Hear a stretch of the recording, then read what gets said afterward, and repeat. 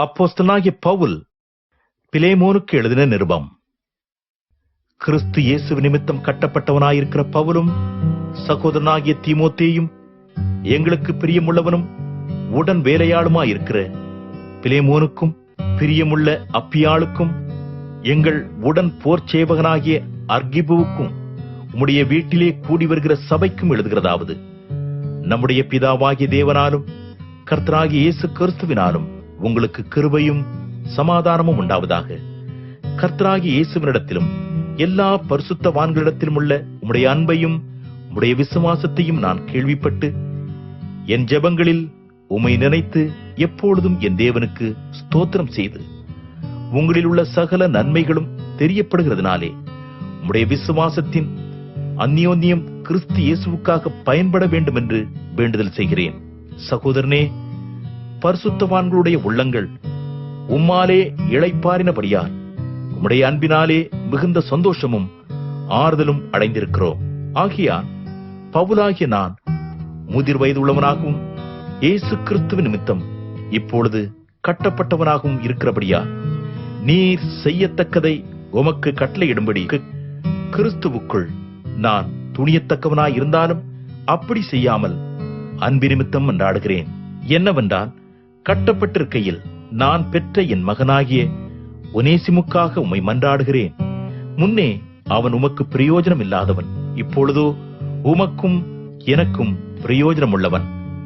அவனை நான் உம்மிடத்திற்கு அனுப்புகிறேன்.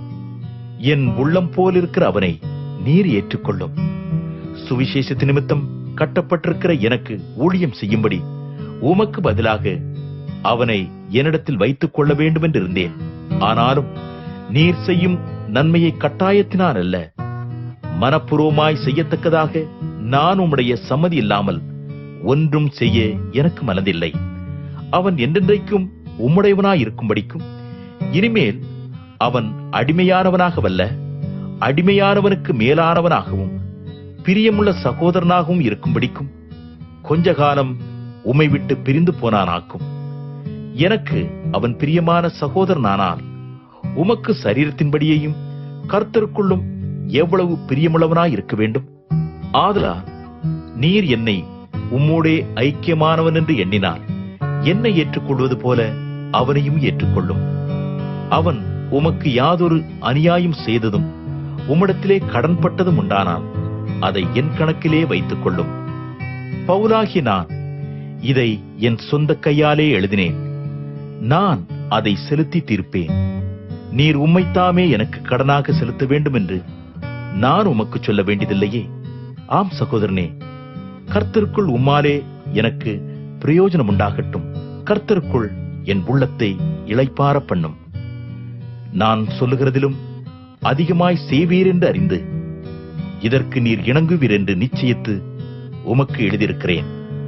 மேலும் உங்கள் விண்ணப்பங்களினாலே நான் உங்களுக்கு அனுகிரகிக்கப்படுவேன் என்று நம்பியிருக்கிறபடியா நான் இருக்கும்படிக்கு ஓர் இடத்தை எனக்காக ஆயத்தம் பண்ணும்.